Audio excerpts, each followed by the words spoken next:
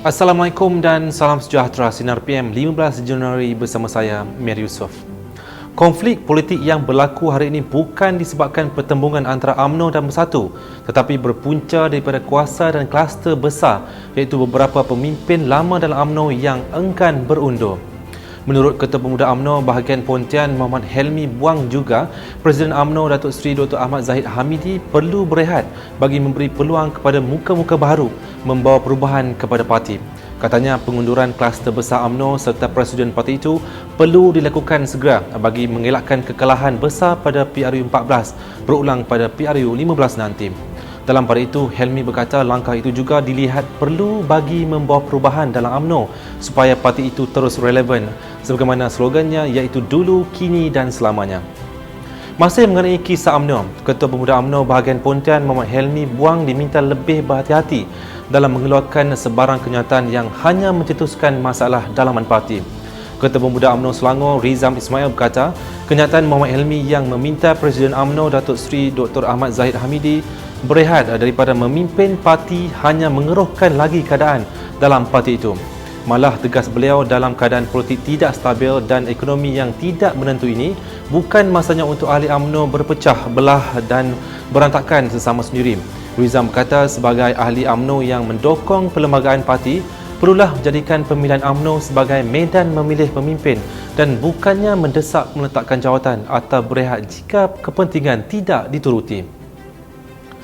Pemuda UMNO menentang keras usaha melujutkan keistimewaan lembaga tabung haji dengan menyemak atau menghilangkan terus ciri-ciri jaminan menyeluruh kerajaan ke atas wang pendeposit institusi berkenaan.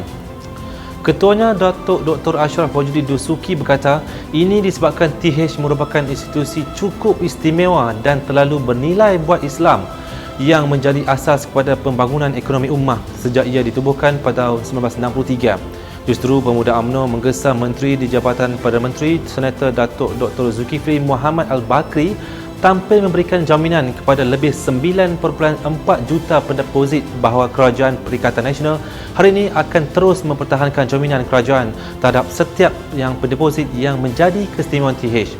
Terdahulu menerusi hantaran di Facebooknya pada Khamis, Zulkifli berkata antara yang dibincangkan adalah pelaksanaan model baharu operasi tabung haji, semakan semula ketetapan jaminan kerajaan dan pindaan Akta 535 Akta Tabung Haji 1995.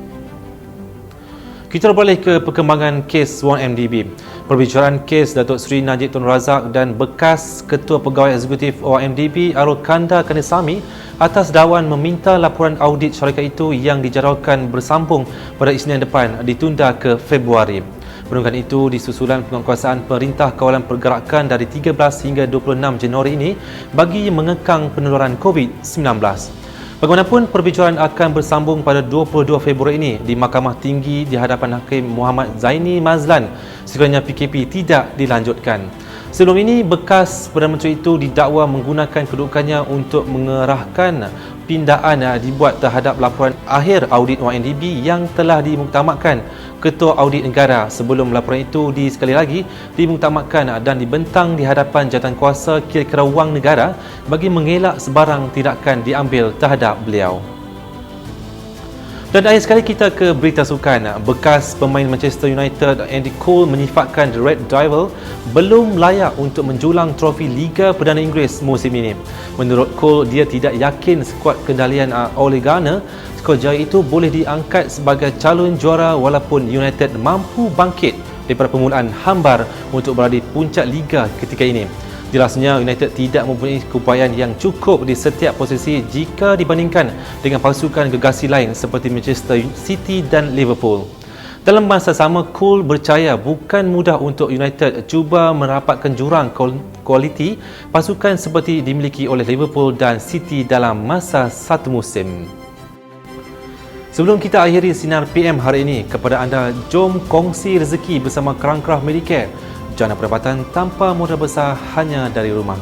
Dan kepada anda, teruskan setia bersama kami di Sinar Harian di portal Facebook, Instagram, Twitter dan YouTube. Dan jangan lupa untuk muat turun aplikasi Sinar Harian bagi mengikuti perkembangan semasa dalam serta luar negara.